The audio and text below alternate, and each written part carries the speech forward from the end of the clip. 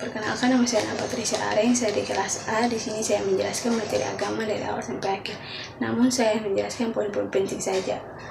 Materi pertama, perspektif Kristiani mengenai hakikat dan tanggung jawab manusia. Poin yang pertama, manusia menurut ajaran Kristen. 1. Manusia diciptakan Tuhan yang paling sempurna. Oleh sebab itu, manusia diciptakan segambar dan serupa dengan Allah. 2. Manusia diciptakan Allah dan bukan hasil evolusi, karena Allah yang menciptakan manusia dan Allah juga yang memberikan nafas kehidupan kepada manusia. Poin yang kedua, hakikat manusia menurut Alkitab. 1. Manusia diciptakan sebagai makhluk yang mulia. Allah yang membuat rencana penyelamatan, Allah yang mengkehendaki manusia, dan Allah juga yang menyelamatkan manusia. Allah juga memberikan manusia akal budi, perasaan, dan kehendak. 2. Manusia segambar dan serupa dengan Allah, artinya apapun yang dikehendaki Allah itulah yang terjadi pada manusia.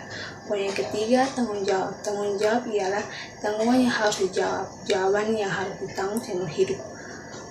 Tanggung jawab dibagi menjadi beberapa bagian. Tanggung jawab yang pertama yaitu tanggung jawab diri sendiri, 2. Tanggung jawab sesama, 3. Tanggung jawab keluarga, 4. Tanggung jawab masyarakat, 5. Tanggung jawab negara, 6. Tanggung jawab lingkungan, 7. Tanggung jawab Tuhan, dan ke-8 tanggung jawab gereja. Materi yang kedua yaitu perspektif Kristiani mengenai ketuhanan. Poin pertama, pengertian agama. 1.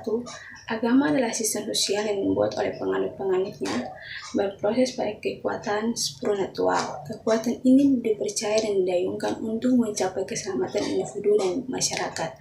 Poin yang kedua, fungsi agama. 1. Fungsi agama memberikan ajaran yang dipatuhi secara yuridis.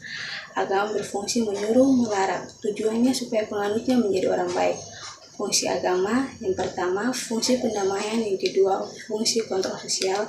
Yang ketiga, fungsi pemupuk rasa solidaritas. Yang keempat, fungsi transformatif. Yang kelima, fungsi kreatif. Dan keenam, fungsi sublimatif. Poin yang ketiga, Allah Tritunggal. Allah Tritunggal berarti kita manusia menjadi hubungan dengan Allah. Allah yang menghendaki pada kita, dan itulah yang terjadi pada kita. Materi yang ketiga itu perspektif Kristiani mengenai moral. Poin yang pertama, pengertian moral. 1. Manusia sering menyamakan istilah etika dan moral. Etika dalam bahasa Yunani itu ethos, berarti tempat kedamaian yang biasa dari seseorang. 2. Moral dalam bahasa Latin itu mores, mengenai kesusilaan atau kebiasaan baik yang berlaku pada sesuatu kelompok tertentu. Poin yang kedua, hubungan moral Kristen dan Alkitab. 1. Moral Kristen adalah moral yang bersumber dari Alkitab. 2. Moral Kristen adalah moral yang bersesuaian dengan firman Tuhan. 3. Moral Kristen ialah moral yang menjadi acuan penilaian bagi moral Kristen adalah Alkitab. Materi keempat yaitu iman Kristen dan iptek. Poin pertama, pengertian iman Kristen. Kata iman dari bahasa Ibrani yaitu emuna, artinya percaya. Terdapat dalam Habakuk 2 ayat 4. Dalam Ulangan diterjemahkan dengan kata kesetiaan dalam Ulangan 32 ayat 20. Pendaan kata emuna dalam bahasa Yunani yaitu kata pitis, artinya iman.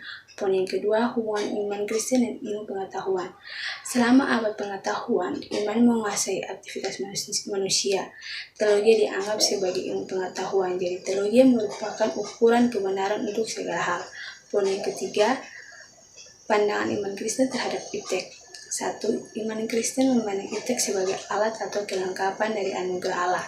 Iptek adalah pemberian Tuhan. Iptek adalah karunia ilahi. Allah merupakan sumber segala ilmu pengetahuan. Materi yang kelima yaitu perspektif Kristiani mengenai politik.